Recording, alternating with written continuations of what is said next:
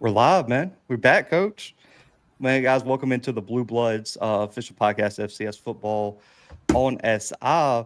Man, Coach, it's been a minute. I think we got back for week 3, and then, man, I just want to let y'all know it's neither one of our fault that we haven't been going live every week. I'm telling you guys, if y'all thought last year was bad with our schedules, I don't think me and Coach could have more opposite schedules right now where he'll be available, but I'm in the show or I'm free and he's in a coaching meeting. So, man, we're trying to make this work. Listen, this is just how it works when you got an active head coach and you got me who's on 19 different shows per week. So, you haven't missed any of my takes, but man, me and Coach are going to try to get back more consistent, man. But we just got to figure out one of us has to switch our schedules around, and it's probably going to have to be me since my guys got to be coaching out here. But Coach, man, how you been? Been a little bit. Man, busy, riding that emotional roller coaster. Now, it's the mid-season push through, B. You know how that goes. So right here at it, got a big one coming up this week, and just been working for it, man. So when we got a chance to get back on, you was like, let's do it. So I'm like, hey, matter of fact, yeah, let's do it. You excited to get back to the home state this weekend?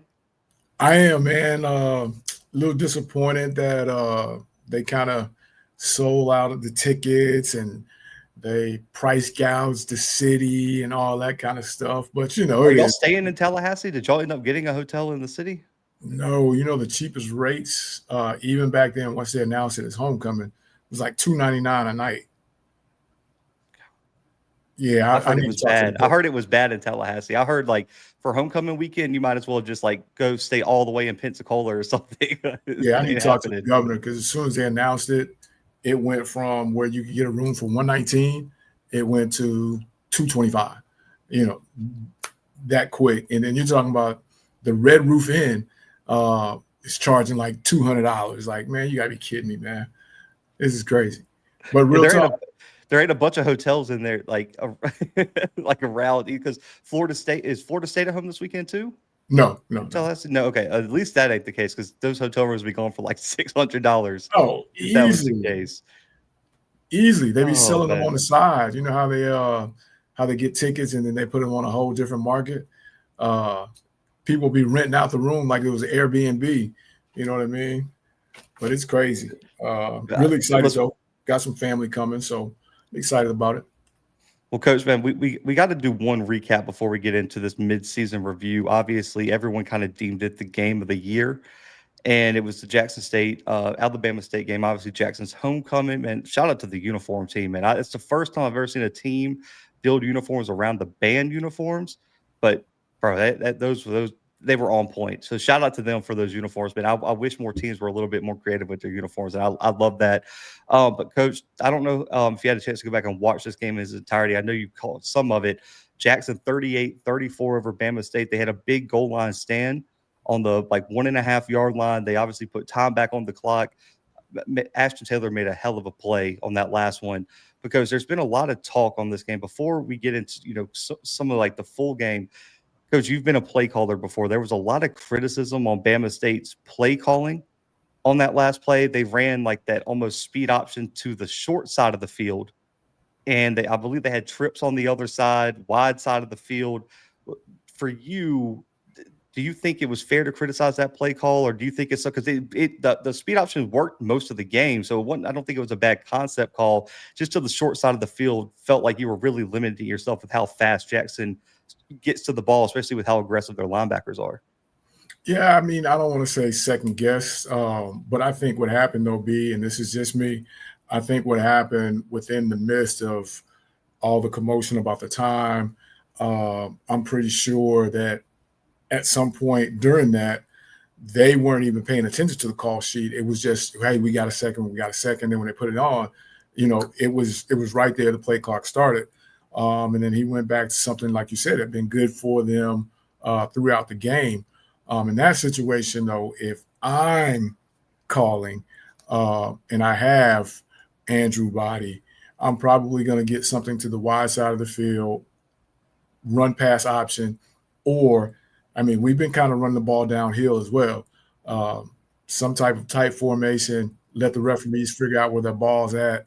The Tom Brady quarterback sneak, hey, find that soft spot, Andrew, get the ball over the top. But just going to the short side of the field with that speed on that other side of the ball, again, it worked earlier in the game. But in that moment, I don't know if I'm doing that one, B. Because we talk about playmakers on team, like when you have a superstar quarterback like Andrew, I'm just going to be honest, man. I put the ball in his hand and just tell him to go make a play. Like, and I know they didn't have a ton of success running in between the tackles, right? A lot of their rushing yards came from broken plays where Andrew just made a play. Because, Coach, I don't know how much of the game you got to watch. I know they only had 2 sacks, but Jackson really and truly dominated the line of scrimmage. And if Andrew wasn't athletic, Coach, they would have had like multiple sacks. And they were doing a really good job of generating pressure. It was just Andrew's. Coach, you've played against him. He just made guys miss in the backfield, and he's just that good. That's his specialty, right? And I just feel like you limited him going to the short side of the field because he ran out of room so fast, and one guy missed a block, and that shortened the field even more, and it forced him to get the ball out of his hand even more. And then 2, the guy you pitched it to, if it's going to be a type of thing like that, you got to get to the end zone. Well, you can't just run quick. Yeah, like you got to give him a chance to get upfield, and it was just he never had a chance to turn upfield to get to the end zone. I think going to the wide side, and really and truly, they didn't have a ton of success in between the tackles, like I said. But Coach Andrew isn't the biggest guy. Right? He's not Jacoby, and it's 6'4", 6'5". Probably 6'1", 200+ pounds. Heavy. If we can't get a yard and a half and give Andrew the football, then we don't deserve to win. And to me, I would be willing to live with that if you just give Andrew the ball and say, listen, go get this. Get to the edge, make it happen. Or like I said, get in tight, tush push, whatever you want to call it these days, and let the officials find the football. Make sure you push him across, and once he's buried in, all we need is one of them to say this, and they can go review it all they want. If they can't find the ball, they can't find the ball. But I want to take you back, though, B. Even though everybody circles that play, the play of the game to me was that 3rd down when, for whatever reason, they went cover 3-ish and left the seams wide open for the touchdown that Jackson Nate Rembert. The old saying, when you go preventive, all that does is preventive you from winning a football game. And, that to me was the huge play because you had pretty good success with your defensive calls, and then somehow you drop a coverage or you wind up going into a cover 3, which is tough versus doubles, and you leave a guy in the seam wide open. To me, that was the play more so than the 4th and 1. Now, hats off to him because they got the ball right back. Hats off to Jackson's kicker. I was about to say that might have really been the play of the game. Man, if he don't bomb that one, you know what I mean? There may be more time, and they don't have to be as chaotic. But he bombed that thing. That was it was 70 yards. I want to say it was like 70-something yards inside the 10. Just because you know this, I forgot where they got the ball, but have to look exactly. It was like somewhere in the 20-ish range. But if they get that ball at like the 30 or 40-yard line, man, how much pressure is on Jackson's defense to go make a stop? Oh, man. And it's still plenty of time. And then they had timeouts at the time as well. Yeah, they got the ball at their own 29. Yeah, man. Heck of a kick by that kid. Yeah, insane. And also, too, you got to give Jackson some credit, Coach. In a game of this magnitude, they attempted 0 punts. They did not have a drive where they were in a 3rd and out, 3-and-out situation. I mean, that is insane efficiency by them. And the turnovers, one was Jacoby, and it was like a 3rd and long. And Coach, you've probably been in this situation. You just tell the quarterback, listen, if nothing's there, take the deep shot, and if it's a pick, it's a punt. It's just like a punt. And so I don't really fault Jacoby for that interception. He just threw it up. It looked like the wide receiver kind of just cut the route off and stopped running for some reason or got tangled up. I don't remember what it was, but he just wasn't even in the picture. And then the other one, if Coach, you've been a wide receivers coach, you have the lead, you're going down to make it 2 scores in the 4th quarter. Just get down. Yeah. Why are you making the extra move? And I'm Yeah, not faulting him, right? Mistakes happen. I don't want to take away from a good game, but at that moment, you're pretty much tackled. Alabama State surrounding you. Why are you giving the defense an opportunity to knock the ball out of your hands? yeah, because you're not going anywhere. You're not going to lose No. all five of those people that are within 3 steps of you. Uh, Dive down on their knees, get up slow. We play the next down. But again, that's like you said, a kid playing hard or whatever, getting lost in the moment and trying to make something out of nothing in that situation. But you live to see another down.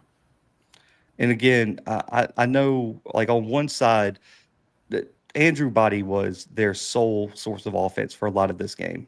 And I don't think their downhill running attack was as effective as they maybe wanted it to be.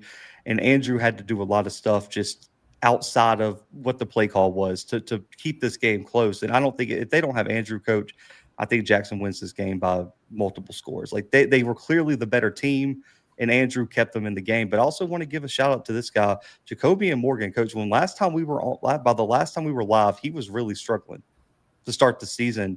Yep. And this kid has flipped a switch, man. 5 touchdowns. The previous 2 games, he's played well too. And we had TC on another show earlier today, and he just kind of talked about the one game he got hurt, coach. I think it was Tuskegee. He didn't get to play. Sitting on the bench, kind of regrouping, getting his head straight, gave him a week to kind of settle in, really helped him turn the corner. I've really got to give him a shout out, man. I know he didn't throw for 300 plus yards like Andrew did, but man, 5 touchdowns, and every throw he needed to make, coach, he made. And sometimes that's all you need, man. You don't need to be a superstar at quarterback. You just need to make the plays when they need to be made, and that's what he does so well, I think, in this offense. Just read the room, and that's what he does. Like you said, he doesn't have to do overly dramatic things, and then just don't turn it over because your defense is playing lights out as well. And that gives you a chance every time when you play. And, having an older kid back there, I think actually, serves you well in that situation because he knows he doesn't have to force things. Just play his game and he'll be fine. And that's what he's been doing. 3-year starter too, or 2.5-year, whatever it is. I mean, this kid's played a lot of football, right? And you would expect in these big games, and he kind of outside of the SWAC championship, and I think he got banged up in that game. That kind of contributed to some of his issues. He's played well in all Jackson's big games, and I think that's really important, is that he delivers in the biggest games. He could have struggles all year long, coach, but he delivered in the Celebration Bowl. He delivered this week, and having a guy at quarterback with that much experience that continually delivers in big games is huge. And I still think, man, this Bama State defense, listen, they did what they could, but coach, they really just had no answer for Jackson's offense. And I thought there really wasn't a time outside of maybe a little bit early in the third quarter where I felt like Jackson went in full control of this game. And they don't have a guy I don't think they have a guy who's going to run for like 1,500, 1,200 yards, right, coach? But they just have so much depth at running back. And that's so big on how it helps open up the offense with Jacoby. And is you can lean on Travis Terrell, you can lean on Ahmad Miller, you can lean on Davenport, and then Jacoby can make plays with his legs too. It's just really hard, man, to deal with this Jackson offense right now. And I'm very curious to see if there's anybody left. And that's what kind of brings us to this topic: is who and how can we stop Jackson from repeating, man? Because, coach, I know y'all are on the schedule, so let's avoid y'all for right now. But like, you look at their other games, coach, I don't like FAM struggling. You have Valley, Bethune-Cookman doesn't really have a defense. Like, the path is clear right now for them to get back to the SWAC championship. I believe if they win, they'll probably win a handful more games and probably clinch even before the last week of the season, given the way their schedule lays out.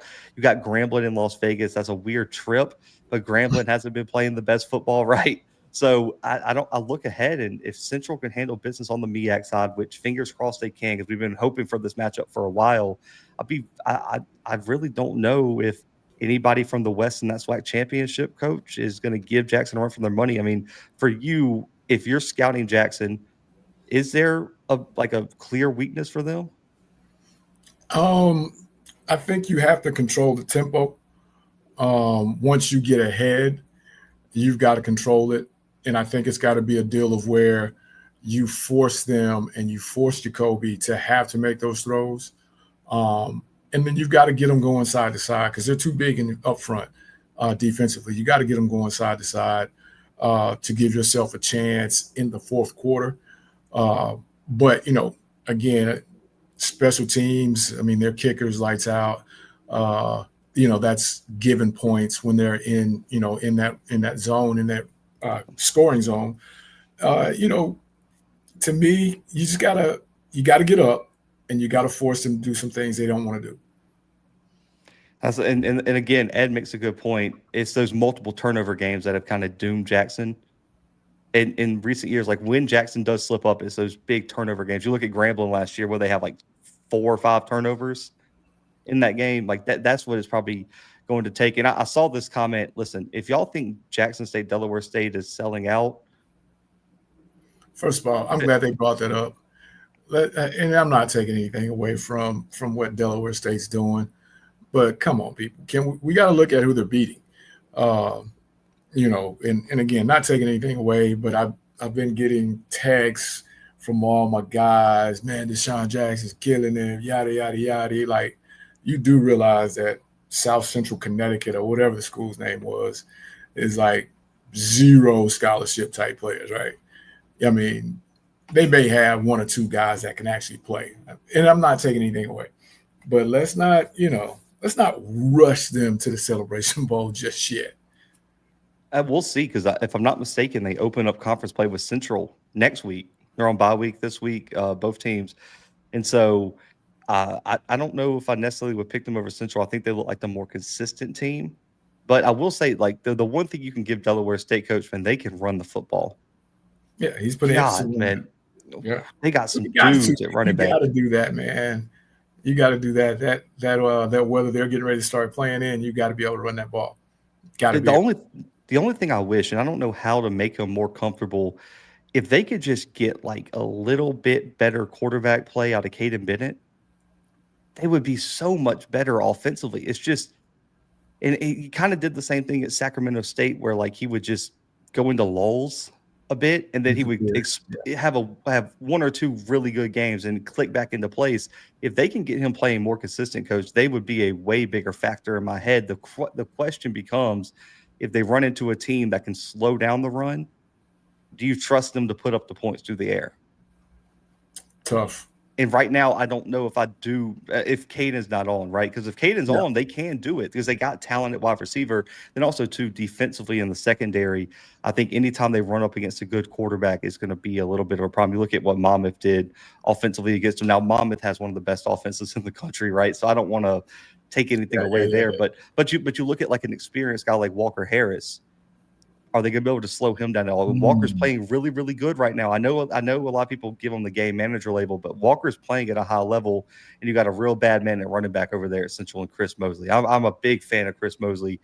That kid is special. And then you have, looking across the MEAC, I mean, Howard, I don't trust their offense, but their defense is pretty good, coach. Like Larry Scott has some dudes on the defensive side of the ball that's playing really well. South Carolina State's defense is really good. I think we both expect that with O'Daffer. Their problem has been quarterback, both those teams. And I want to say this because I want to be fair. It's frustrating, and I know we talked about it on HBCU Nightly. It's frustrating to see the quarterback play in HBCU football right now because you really just have Walker, you have Jacobian, and you have Andrew. And that's kind of where the conversation stops right now. And it's like, but then on the same token, we can be honest here, coach, it's really hard to find a good quarterback. Oh, yeah. I mean, if you ain't paying, it's going to be tough. If you're not paying or outbidding folks, it's going to be tough just because of, the way college football has changed. And that's no knock against anybody, but, that's kind of how it is right now. But again, I'm just not ready to buy my early tickets on that one there, B. But I think they've got a good thing going, no doubt about it. The MEAC itself has been really nice to watch. So, now that they start to get into conference play, it'd be really interesting to see how those things start to unfold. Because, like you said, Larry Scott's got some stuff going on as well. I will say this, that if Quad was healthy, I'd put him in the conversation. The problem is I don't know when he's coming back. And if you're hurt, you can't really be in the conversation right now. And I was talking about D1 quarterbacks. Albany State does have a dude at quarterback. And I was more talking about D1 HBCUs because I would say this. I was really surprised, because just to take it out of the SWAC for a second, been very surprised at how good the quarterback play has been across the FCS. There was a lot of conversation on there wasn't really a guy at quarterback outside of Derek Robertson that you would believe in. And man, I don't know how much you've paid attention, Coach, but they got a dude at Western Carolina that is just, I mean, I We don't know even know he's how going to he's keep a doing. guy. Yeah, We know he's going to keep Kerwin always is going to keep a guy. He's going to Coach, keep I it. mean, 46 straight completions, though, Coach, Yeah, that's in a hard to do. single You can't game. do that on a video game. I mean, what are we doing? And Coach, he's already thrown for 1,600 yards, 17 touchdowns, no picks. Cole Payton, it might be the most at North Dakota State, might be one of the most efficient quarterbacks in the country. I mean, you got Colin Hurst, you got Braden Atkinson at Mercer. There's just so many. Caden Pinnock at UC Davis, a redshirt freshman. You just got so many guys that I think have played so much above what we might have thought they could, even though we knew they were good. And so I've been also the kid at Harvard, Jaden Craig, who might be the best NFL prospect coming out of the FCS this year. So He's been I'm looking just pretty really, good. I'm really excited about the quarterback play across the FCS in a year that we thought it might take a step backwards.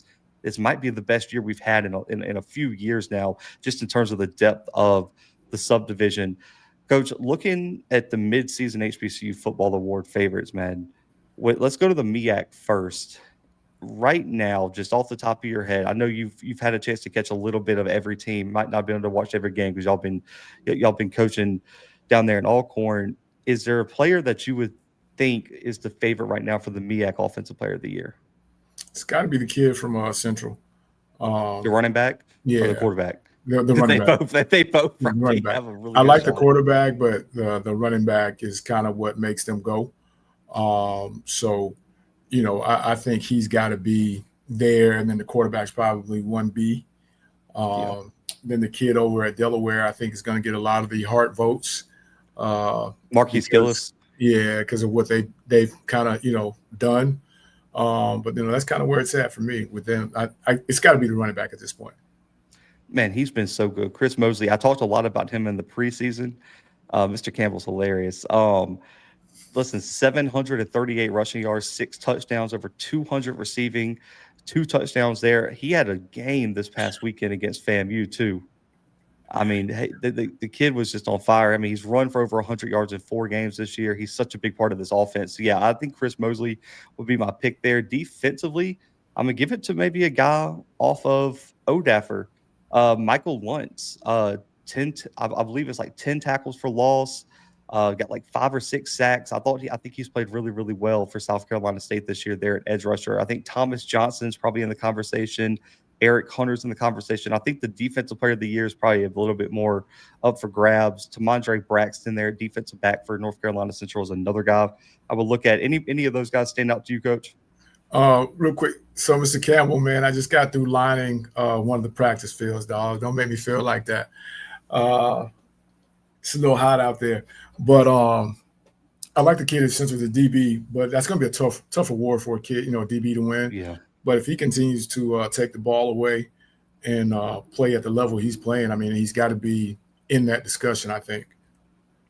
Yeah, and getting to the SWAC, Coach, this is let's go defensive first because there's going to be a massive chat debate here in a second when I bring up offensive.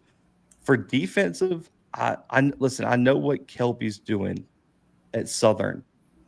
I still think I would, if I was voting, right, because obviously just the SIDs and head coaches vote on this, I think I would give it to Quincy Ivory at Jackson at edge rusher. And the only reason why I would give that to him, Coach, is because he has more versatility than Givens. Givens is just put his hand down. Givens, you just put your hand down and you go get the quarterback. You're not seeing Givens drop into coverage. I think you saw this weekend, Ivory made an insane interception this weekend against Alabama State. His versatility, I think, gives him the edge. He's right there with sacks. He leads the team in tackles too, and I think that's something that isn't really talked about. Coach, how often do you see a DN edge rusher ranked second in the conference in total tackles? Yeah, that's tough.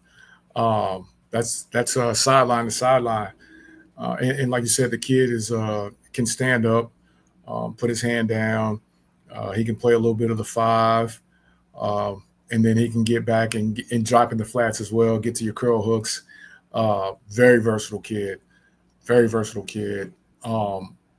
Givens, like you said, right, left. and I think he's probably more effective on one side than the other side. You can kind of take him away. The Ivory kid, they can move him and kind of hide him, so to speak, to sneak up on you and make those plays. So, I think that kid's versatility puts him in a class of his own. There is a kid I do want to say is having a sneaky year, and you talk about how hard it is for DBs to win it, and I don't think his team it might be good enough to win it. Gabe White at Bethune-Cookman at cornerback. Taking the ball. Man, he is playing out of his mind. He's a transfer they got in from Abilene Christian, 6'2", 205, already 20 tackles, 2 interceptions, 6 pass breakups. I think he's arguably been one of the better corners in the country among HBCU corners. He is playing really, really well, Coach. And so I just wanted to give him a shout out, even though we know what this award is. It's a linebacker and edge rusher role. Yeah. And for PV, shout out to our guy Lionel, PV versus everybody. For a DB to win Defensive Player of the Year in the conference, double-digit INTs. Maybe a safety, like an in-the-box safety that racks up some tackles. Got to get some tackles, some sacks. I don't think a corner would ever win it because unless it's what's his name from Bethune-Cookman, like in what was it, 02? What I'm blanking on. Played in the league for a while, and people just kept Rasheed Mathis. Mathis. Like if you have 14 interceptions in a single season, you get the award. Yeah, people just keep throwing at him, but nowadays nobody's going to keep throwing at him. So I think it would have to be a safety, but it'd be one of those deals where he's got to take it away. He's got to make tackles, throw in a few sacks, that kind of thing. I think he could, really be in the running. Yeah, it would need to be someone okay, so it's not this guy, right? Because I don't think he has the stats to win it. It would need to be a guy like a Cam Salas from Jackson, like a linebacker safety hybrid. I think that you can get some tackles for loss. You can get a bunch of tackles. You can play really down in the box a ton, like a Herman Brister even too, like with Southern, where they bring him into the box a lot of the time. They did early in the season. Yeah. So I think someone like that would be who I would think. And I'm trying to think of another example, but I'm blanking on names right now. But those would be the guys I would think. So for offensive coach, is 2 names, and everybody in very split down the middle across fan bases. But I mean, it's either Andrew Body or Jacoby Morgan, right? I don't even think there's anybody else in the conversation. And I do want to give a shout out to a few guys. The kid at Bethune at wide receiver is playing unbelievable. Listen, Malik Huggins is a dude at wide receiver. But Coach, you know this. Me and you have had this conversation. Wide receivers just don't win these awards.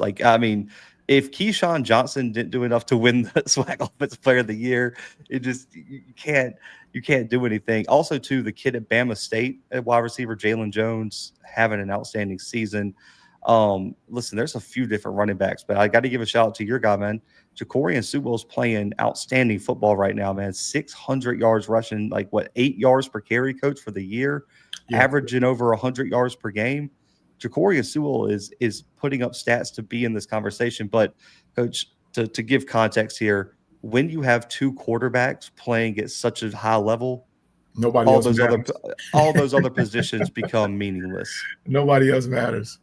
For you, if you had a vote right this second, because obviously Ced's going to vote, you aren't, who would you give the SWAC Offensive Player of the Year award as it stands right now on October 15th? I'm giving it to Body. And, I'm going to tag Comeback Player of the Year with that as well. But he's playing lights out. I mean, he did it versus, the money game. He put up numbers. He's a much, much more improved passer than he's ever, than he's been in the past. And I think you take him away from his team, and I think that thing bottoms out. You take the kid from up the street away from that team, I think that still goes. You know what I mean? And I know that's probably not factored into the award, but for me, my thinking, I think Andrew's more valuable to his squad than Jacorian. That's not taking anything away from the kid up the street, but Andrew's been been lights on every week. He goes as they go. If he don't go, they don't go. So I think it's got to be him right now, even though he's lost that game and that may hurt him. But I think it's got to be him right now. Okay, I'll give my opinion after this. And I saw the comment, and I love Charles for this because this is exactly what I was going to say before I said anything. The SWAC has been on some let's make everybody happy vibes recently. It's going to be a co-offensive player of the year. I almost guarantee it. Write it down. I almost guarantee it is going to be a co-offensive player of the year. Because, Coach, I don't know if you've noticed the weekly awards every week. They always have a co-something. It's always either co-offensive, co-defensive, or both. They gave co-defensive defensive player of the year last year. They're going to give a co. I would bet every last dollar is going to be a co-offensive player of the year unless one of these two guys just falls off a cliff, right? If Jacobian goes on a slump or Andrew goes on a slump or someone gets hurt, then they'll win it. But if both these guys stay healthy all the way through, I almost guarantee they're going to give them a co. Now, what did Andrew throw for 300 and what versus UAB? Let me see. I'll give you his exact stat line here. I think it was like 350 something or somewhere around there. Let's see. He was 18 of 24, 312, 4 touchdowns, 119 rushing and a touchdown in that game. And Morgan's money game. It was not 300 yards. I will say that. Let's see. Jacobian against Southern Miss, 14 of 27, 131, no touchdowns, an interception, 14 yards rushing. Not that it's just based off of that, but I see, some comments and, I just think, and he's been there, the consistency all year. But I mean, now that you kind of bring that point up, I can definitely see it being co.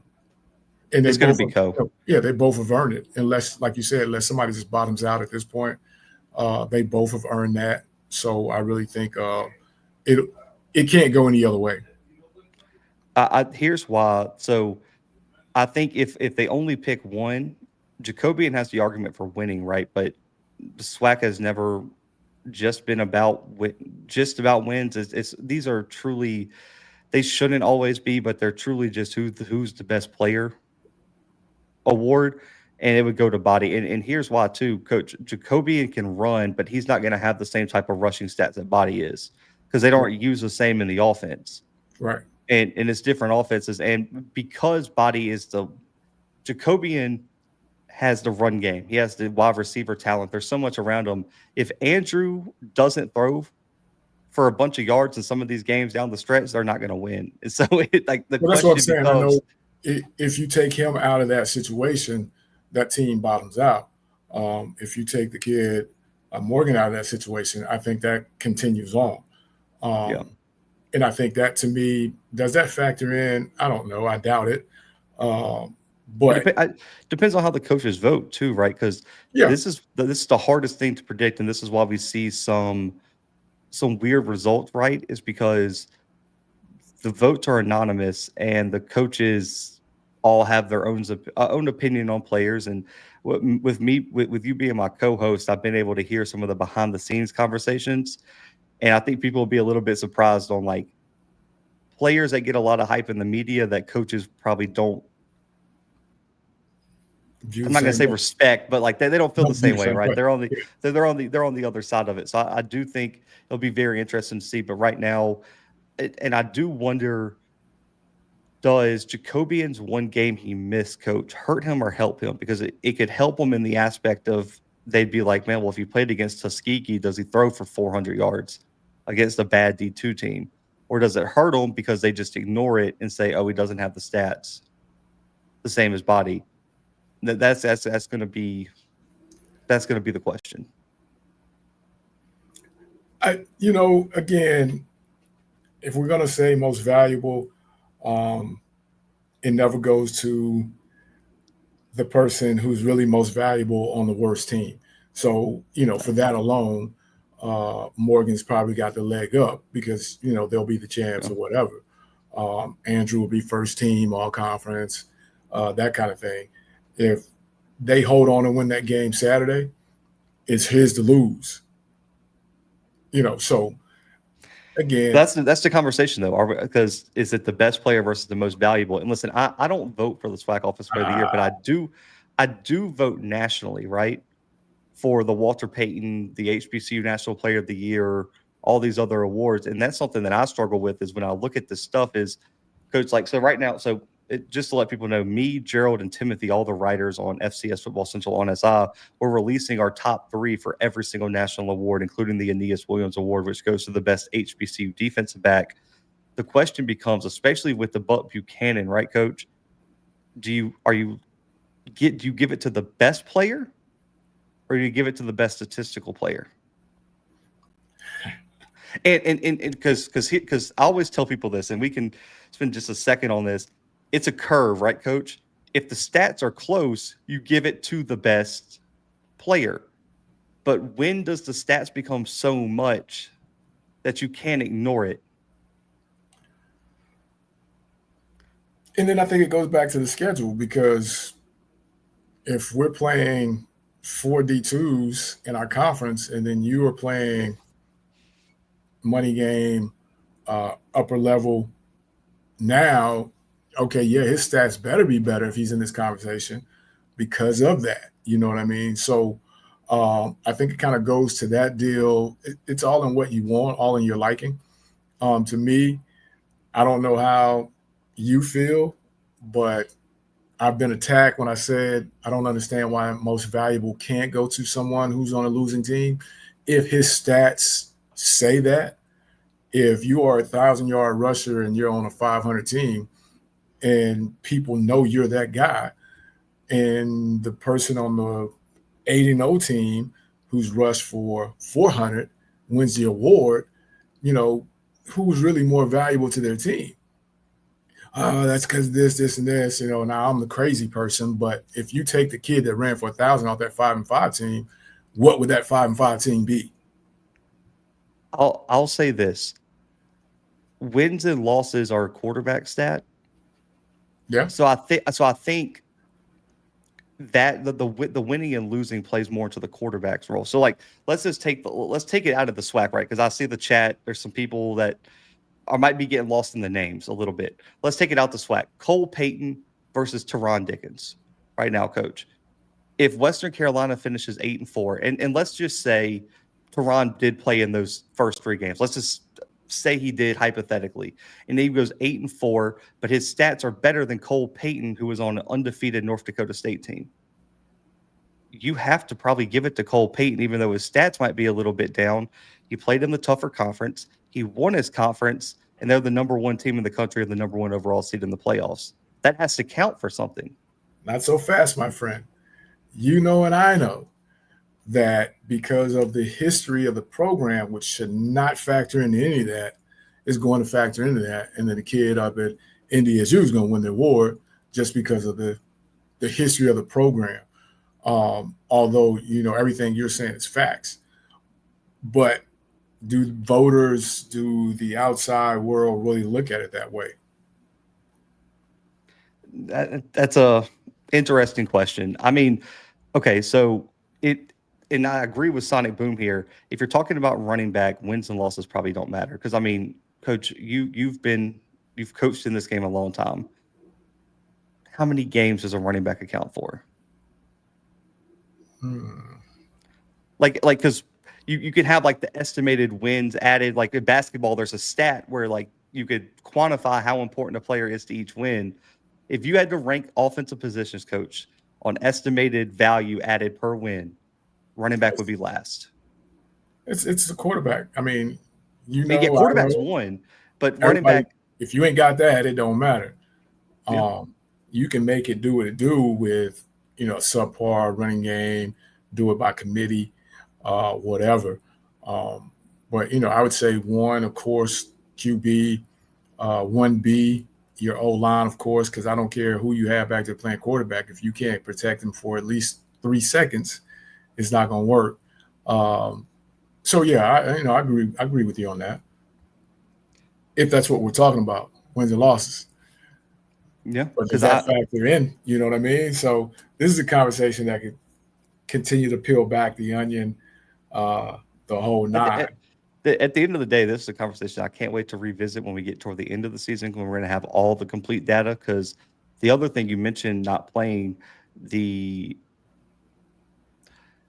Bama State plays two D2s on their schedule, and does that factor into The numbers. this conversation at all? So, Yeah. yeah. So let's move on from that, Coach. Power rankings here. There was a listen. I love my guy Stan Beckton. I know he was on Twitter causing chaos yesterday because you had Morgan State at 10 in his HBCU power rankings. And just to give you kind of some perspective, Morgan does not have a Division I win this year. Can a team with no D1 wins, like, is a team that's 3-4, but three non-D1 wins, should they be above like a 2-win team? Absolutely not. Absolutely not. You know, and I know a lot of those things can be done by scheduling. You know what I mean? Um, I Nah, I don't think so. So, Coach, their only wins are against Miles, Central State, and VUL. Virginia Lynchburg. Yeah. Yeah. Here's what I want to ask you, because power rankings are interesting, right? Who do you think would be 2 right now? And I know you don't want to give yours, you're an active coach, but just in your opinion, what should be 2? At Bama State or North Carolina Central? I mean, I'm saying Central. Okay. Um, you know, but then the Central people are going to say, "What keeps us from being number one?" No, they're not. They're listen. But I'm just saying. I love Josh. I love all my Central fans. There's not even a logical argument to put Central ahead of Jackson State right now. Like I'm just telling you. there's not even one that makes sense right now. I'm just telling you. They looked the part last week, and you keep your ear to the street and all that, and it's a lot of buzz, no doubt about it. But now I think you've got to put them two. Um, it's hard pressed to put a team that just lost in that 1-2 spot. Yeah, I listen. I know Central don't have a like signature win because obviously FAM has been terrible, and so is Southern. So like they don't have like a real signature win, but I have a hard time seeing any argument to put them at number 1. With I comments like what? I mean, because here's my thing. You could probably pull Josh in here, and he could break down this, that, and the third. I mean, no. Josh already said Jackson's 1. no, I'm saying Oh yeah, there's tidbits. I mean, at the end of the day, it's all in what you factor in to be the factors for being number one. Is it win loss?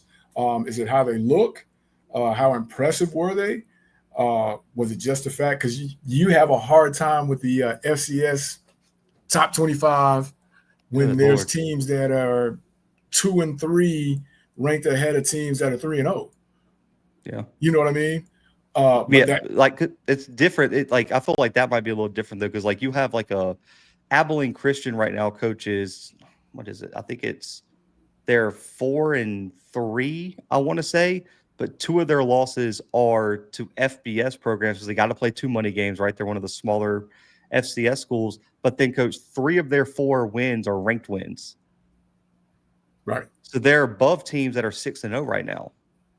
Because of that, because I think as an FCS voter, it's different, right? Can you really punish a team for losing to Tulsa? But it happens. Oh, it does. No. Let me. Oh, it absolutely happens. There's some voters that probably shouldn't have a vote right now, and I understand that. I think it's interesting with power rankings though, because power rankings are different than overall rankings, right? And it's more about the momentum of a team. And I don't really have like for me, I would have it Jackson, Central, Bama State probably at 3, PV at 4, and then But then there's going to be some people that are going to feel like Dell you're State at 5. slighting you're slighting PV because Bama State lost. I mean, that's for years we Yep. had the, and I'll just take it to this level. For years we've had the Miami Florida State thing, 1 versus 2. One loses. How far do they drop? Tough schedule versus a tough opponent. How far do you really drop? You know, Jamarcus, I just want you like I just want to I want to put, and I see, look, PV hasn't proven anything, guys. they're If winning. you're going to make a top 10 list of HBCU teams and power rankings right now, Coach, I just need you to muff your ears. There's a lot of bad teams in HBCU football right now. I'm not Guys, saying who would who like, if PV's not top 5, give me a team that's top 5. Listen, they might not be good. They really might. that's all we got right now. Who in the hell are you putting above them?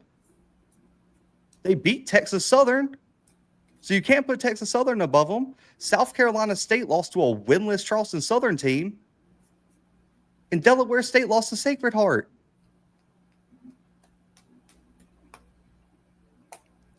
So again, it goes back to what's all on the list, what's all on the card. You know, what are we judging this off of? Just straight wins, losses? Because not everybody is going to look as impressive. I mean, your eye test is completely different from my eye test. You know what I'm saying? I mean, at the end of the day, you've got to be able to say, hey, Dell State, and I made the comment earlier, you can't take away their wins because they're winning. I don't care if everybody on their schedule is non-scholarship. Yeah. They're still winning the ball games. Yeah. And I'm ranking purposes. And I'm fine if you want to put Delaware State above them, right? I'm cool with that. I can logically make that argument. But man, it's really hard. Like, and I see people saying Bethune-Cookman there. Bethune-Cookman has a losing record right now, guys. And they lost to South Carolina State by like 20. So you can't put them above South Carolina State. Yeah. But their record still says what?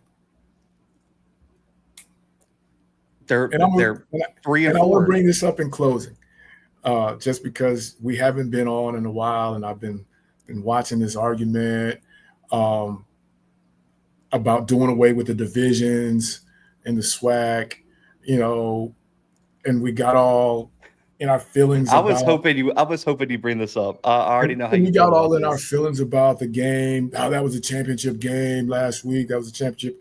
That was the best game of the season up to this point, no doubt about it. But there was a not too long ago time when everyone was saying the East was trash, the West was the best. You know, it goes in cycles.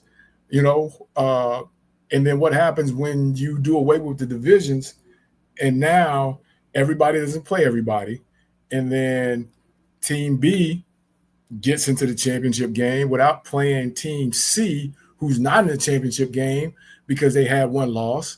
And now, what are we talking about? It's the same thing. It goes in cycles. Again, like I said, not too long ago, the East was the worst, and the West was the place to be. You know what I mean? So when we talk about doing away with divisions, we got to understand all that comes along with that. Not everybody's going to be able to play everybody.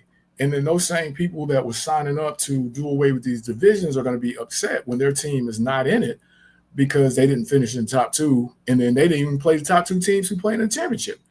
You know, do you still have that possibility? Yeah, you still have that possibility. But at the end of the day, if I don't play Team Bluebloods and I win my division, Team Bluebloods win his, we finally get that matchup. Okay, cool. Best goes on. But to just do away with it because of one game or one season, 2 seasons, I just think we're not thinking logically for what we're talking about, what we want to do. I'm just going to say this too, and I understand maybe the South Carolina State over PV argument because that they would be my 6th team. PV has not played a Division II yet. So they got 4 Division I wins right now. Texas Southern, Northwestern State, Grambling, and Alcorn State.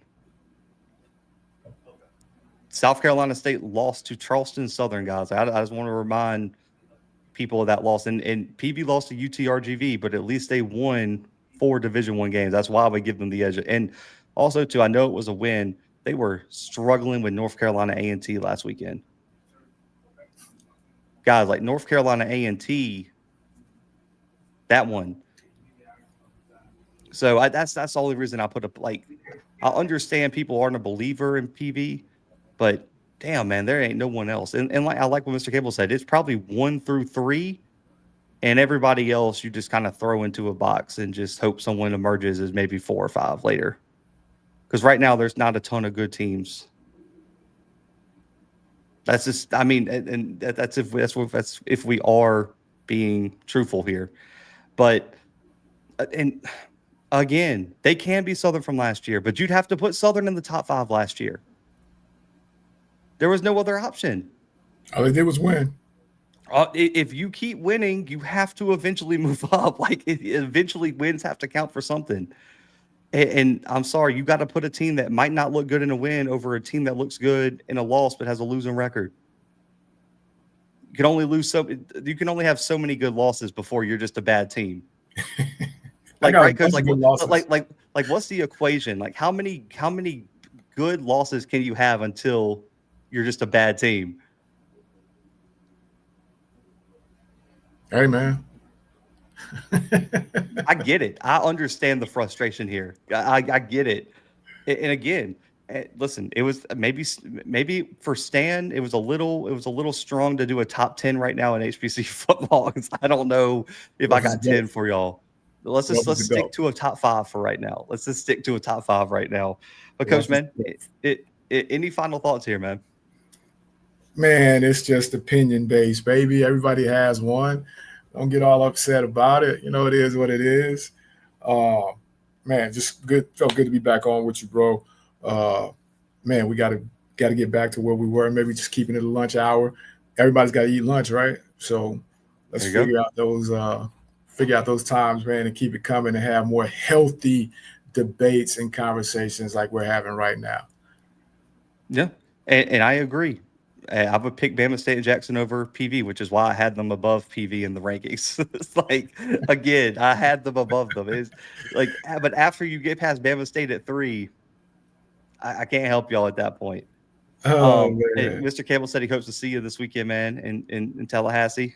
Are we coming? We're coming. We'll be there. Coach, man, listen, we might make this our time, man. I'm usually available around this time, so maybe it'll just be Wednesdays, 1 o'clock, guys. We'll do an hour and just chop it up about HBCU football, talk a little bit about FCS, talk about a little bit about college football in general, man. So we really appreciate y'all, man. We apologize for the long delay between shows, but we will be back soon. But man, for Coach Fred, myself, the Bluebloods, FCS Football Central on SI, we out for right now.